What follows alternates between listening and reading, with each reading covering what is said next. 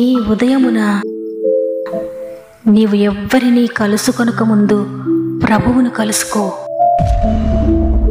నీవు ఎవ్వరినీ చూడకముందు ప్రభువును చూడు. నీవు ఎవ్వరితో మాట్లాడకముందు ప్రభువుతో మాట్లాడు. నీవు దేనిని వెదకకముందు ఆయన రాజ్యమును, నీతిని వెదకు.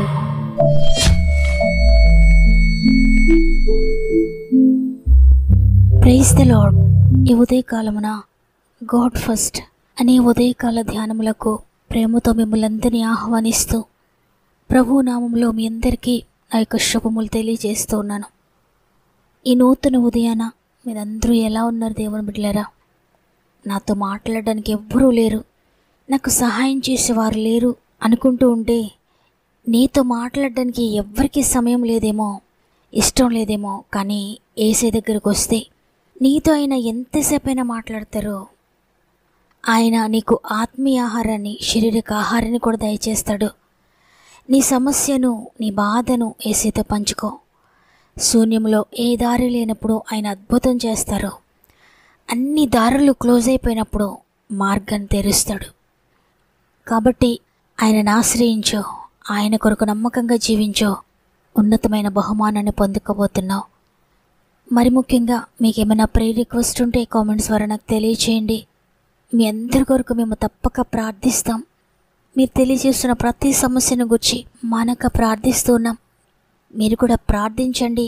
జవాబు పొందేంత వరకు ప్రభు సన్నిధిలో పోరాడండి. ఈ మాటలు వింటున్న మీరు కూడా తప్పక కామెంట్స్ అన్ని చదవండి. ఈ వాక్యం చివరిలో మనందరం కలిసి ప్రార్థన చేద్దాం. ప్రార్థన త్రోసివేయలేని ప్రభు మీ అందరి జీవితాల్లో కార్యములు జరిగించబోతున్నారు. విశ్వసించండి, విడుదల పొందుకోండి. సమస్త మహిమ ఘనత దేవునికే చెల్లునుగాక. ఈరోజు ప్రభు మనతో మాట్లాడుతున్న మాట జకర్యా గ్రంథము 2వ అధ్యాయము 8వ వచనము.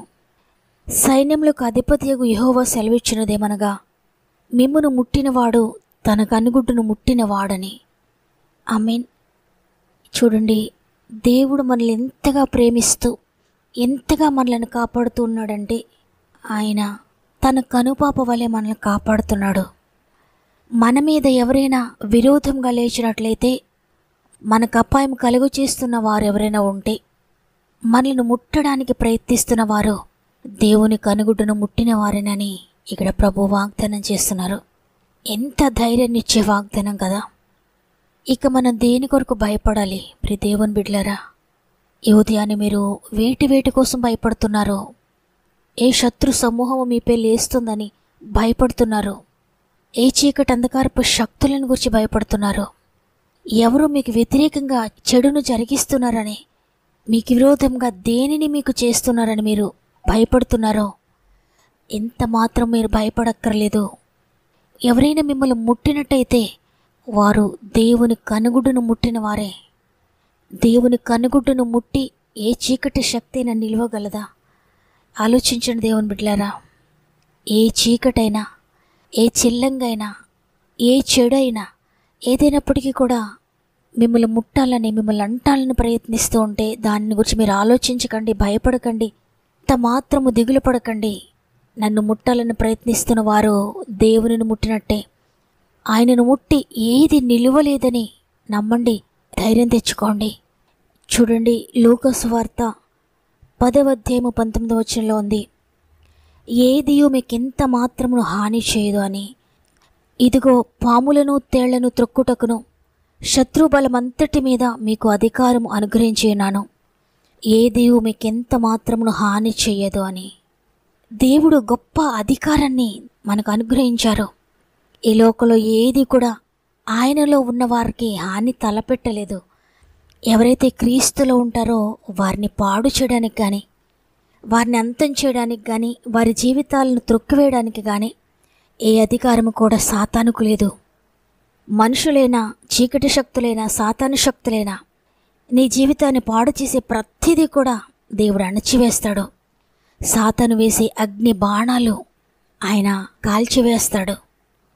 దేవుడిచ్చిన ఇంత గొప్ప అధికారాన్ని నీవు గుర్తించి వినియోగించుకున్నట్లయితే సాతాను నీ దగ్గర నుండి పారిపోతాడు.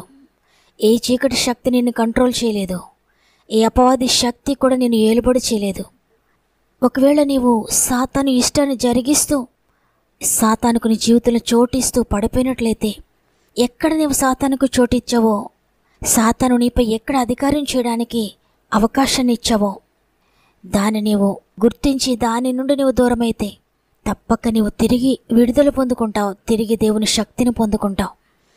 సాతాను అనేకసార్లు చెప్తూ ఉండొచ్చు, నీవు పాపంలో ఉన్నావు, నీవు నాకు దగ్గరగా ఉన్నావు, కాబట్టి దేవుడు నీకు తోడుగా లేడు, దేవుడు నీకు ఎప్పటికీ సహాయం చేయలేడు, నీవు పలానా విషయంలో పడిపోతూ ఉన్నావు, ఆ విషయాల్లో నీవు దేవునికి దూరం అయిపోయావు, కాబట్టి దేవుని సన్నిధి నీకు తోడుగా లేదు, ఆయన కృప నీకు తోడుగా లేదు.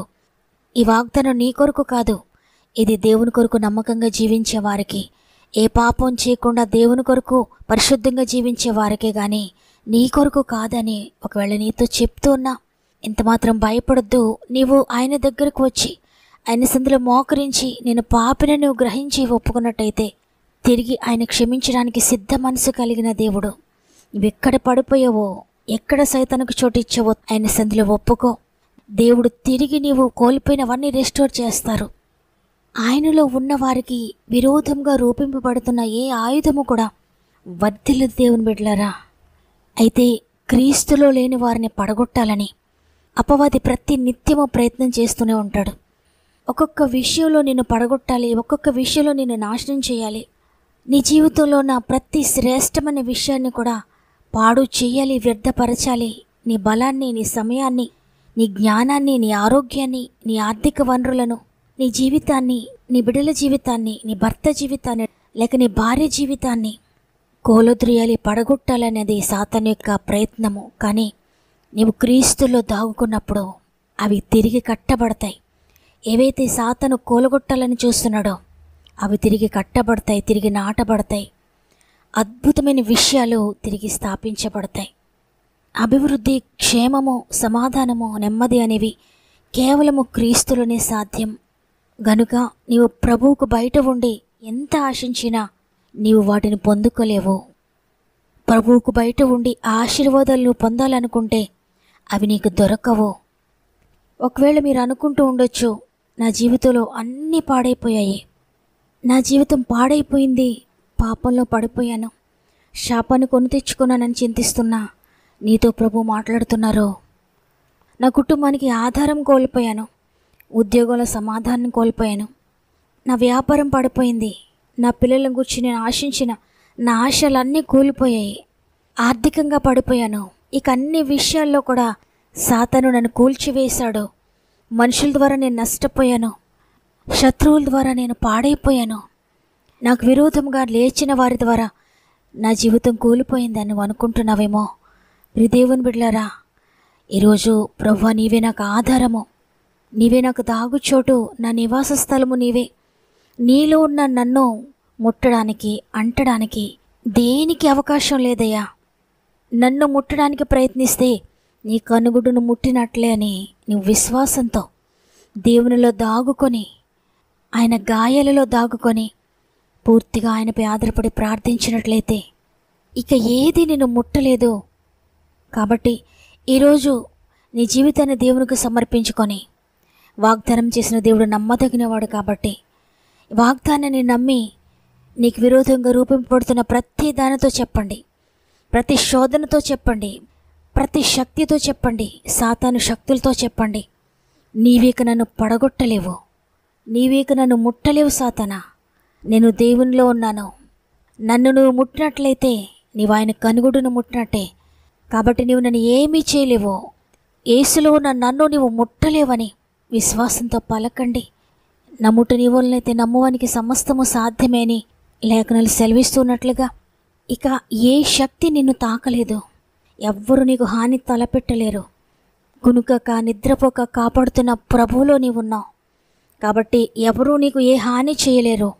వారు ఎన్ని ప్రయత్నాలు చేసినా అవన్నీ కూడా నిర్వీర్యమైపోతాయి.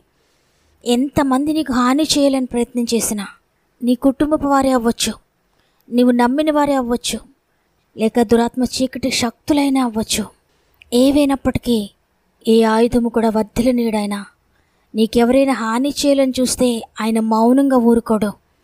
దేవునికి నువ్వు నమ్మకంగా ఉండు చాలు. ఆయనే నీ పరిస్థితులన్నీ చూసుకుంటారు. ఆయన అణచివేస్తారు. వాగ్దానాన్ని నమ్మి అందరం కూడా ఒక్క నిమిషం ప్రార్థన చేద్దాం. ప్రేమగల తండ్రి, నీకు వందనాలు. సాతాను నన్ను పడవేశాడు. అనేక శక్తులు నన్ను పట్టి పీడిస్తున్నాయి. అనేక శ్రమలలో నేను ఇరుక్కున్నాను. శత్రు సమూహము నన్ను కోలదేయాలని చూస్తుంది అని ఎవరైతే ప్రార్థిస్తూ ఉన్నారో వారి జీవితాల్లో అద్భుతాలు చేయండి అయ్యా. ఏ శత్రువైతే వారిని తాకాలని చూస్తున్నాడో తిరిగి వారిని కట్టండి. వారి కోల్పోయిన తిరిగి రెస్టోర్ చేయండి. తిరిగి వారిని స్థాపించండి. ఈ వాగ్దానాన్ని నమ్ముతున్న ప్రతి ఒక్కరి జీవితంలో కూడా మీరు నెరవేర్చండి. ప్రత్యేకంగా ఈరోజు అనేక సమస్యల్లో ఉండి నాకు తెలియజేస్తున్న ప్రతి ఒక్కరిని జ్ఞాపకం చేసుకోండి. పాపపు చీకటిలో వ్యసనాలతో బంధింపబడి నీకు దూరంగా జీవిస్తున్న ప్రతి ఒక్కరిని కూడా ముట్టండి నాయనా. ప్రతి పాపము నుండి విడుదల కలుగునుగాక. శాపగ్రస్తమైన పరిస్థితులన్నిటి నుండి కూడా విడిపించండి అయ్యా. వ్యసనాల నుండి విడిపించండి. రక్షణ కార్యములు జరిగించిన ప్రతి కుటుంబంలో అనేక అంధకార శక్తులతో పీడించబడుతూ దురాత్మ చీకటి శక్తులతో బంధించబడి విడిపించుకోలేక, నిద్ర పట్టక, శాంతి లేక, సమాధానం లేక ఎంతమంది దిగులుతో ఉన్నారో ప్రతి బిడ్డను కూడా ఇప్పుడే ముట్టండి పరిశుద్ధాత్ముడా. చీకటి శక్తులరా, యేసునామములో ప్రతి బిడ్డను కూడా విడిచిపెట్టి పొమ్మని ఆజ్ఞాపిస్తున్నా. శత్రుబలం అంతటి మీద అధికారం ఇచ్చిన యేసునామములో ఆజ్ఞాపిస్తున్నాను. ఏది ఎంత మాత్రమో దేవుని బిడ్డలకు హాని చేయడానికి వీల్లేదు. ఏ కుటుంబంలో ఉండడానికి వీల్లేదు. ఎవరిని అశాంతికి గురి చేయడానికి వీల్లేదు. ఎవరికి అనారోగ్యాలు కలిగించడానికి వీల్లేదు. ఎవరికి ఆర్థిక బంధకాలు కలిగించడానికి వీల్లేదు. ప్రతి బంధకం నుండి కూడా యేసునామములో విడుదల ప్రకటిస్తూ ఉన్నాను. వారిని ముట్టినది ఏదైనప్పటికీ దేవుని కనుగుడును ముట్టినట్టే. ఏ శక్తి ఎవ్వరిని తాకలేదని నమ్మి దేవుని స్తుతిస్తున్నాను. అనేక సంవత్సరాలుగా గర్భఫలం కోసం ఎదురు చూస్తున్నారు అనేక మంది బిడ్డలు. దుఃఖాన్ని తొలగించి సంతోషాన్ని ఇవ్వండి. అనేక సంవత్సరాలుగా ఉద్యోగం కోసం ఎదురు చూస్తున్నారు నీ బిడ్డలనైనా అద్భుతాన్ని జరిగించండి. ఎంతో కాలంగా వివాహాల కోసం ఎదురు చూస్తున్నారయ్యా, అద్భుతం చేయండి. ఆర్థిక బంధకాలన్నీ తెంచివేయండి. ధనాన్ని నష్టపోయిన బిడ్డలు అనేక మంది ఉన్నారయ్యా, తిరిగి రెస్టోర్ చేయండి. ఆలస్యం చేయొద్దు తండ్రి. వారిని బట్టి కాదు, నన్ను బట్టి కాదు, యేసు నామమును బట్టి అద్భుతం జరిగించండి. అప్పులు ఊపులు ఉన్న వారిని విడిపించండి. విదేశాల ఉద్యోగాలు చేస్తూ పనిపాట్లు చేస్తూ ఉన్న ప్రతి బిడ్డను కూడా జ్ఞాపకం చేసుకోండి. వారు చేసిన ఉద్యోగాల్లో, పనుల్లో మీరు తోడుగా ఉండి నీ సహాయము, నీ బలము, నీ జ్ఞానము, నీ శక్తిని దయచేసి కుటుంబాలకు దూరంగా ఉంటుండగా మీరు తోడుగా ఉండి నడిపించండి అయ్యా. గర్భిణీ స్త్రీలు జ్ఞాపకం చేసుకోండి అయ్యా. 9 నెలలు మీరు తోడుగా ఉండి చక్కటి సేఫ్ డెలివరీస్ దయచేయండి. అనేక మంది కోర్టు కేసులు నలిగిపోతుండగా అద్భుతకరమైన విడుదల యేసునామములో ప్రకటిస్తున్నాను. కుటుంబ కలతలు, భార్యాభర్తల మధ్య కలతలతో విడిపోయిన వారిని తిరిగి కలపండి అయ్యా. స్థల వివాదాలు, ఇంటి సమస్యలు, పొలం సమస్యలు అన్నీ కూడా విడిపించి విడుదల దయచేయండి. స్వంత గృహాలు లేని వారందరికీ స్వంత గృహాలు దయచేయండి తండ్రి. ఎగ్జామ్స్ రాస్తున్న బిడ్డలందరికీ తోడుగా ఉండండి. ఇంటర్వ్యూస్కి వెళ్తున్న బిడ్డలకు తోడుగా ఉండండి. వ్యాపారాలను అభివృద్ధి చేయండి. చేతి వృత్తులను దీవించండి. వ్యవసాయాలను దీవించండి.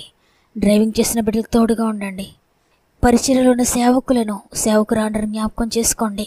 మీరు తోడుగా ఉండి చేపట్టి నడిపించండి. ఇది మనం ప్రారంభిస్తుండగా మాత్రమే కుటుంబం అంతటికీ తోడు ఉండండి. ఎక్కడికి వెళ్తున్నా సఫలత దయచేయండి.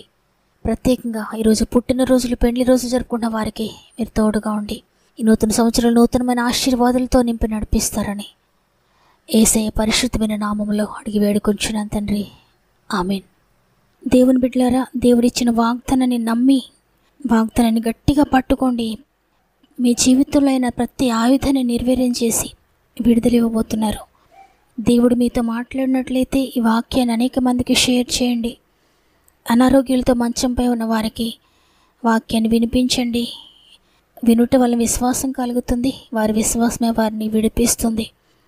దేవుని చిత్తమైతే మళ్ళీ రేపు అందరం కలిసి ఆయనను స్తుతిద్దాం. అంతవరకు ప్రభు మీకు, మీ కుటుంబాలకు తోడేండి నడిపించు.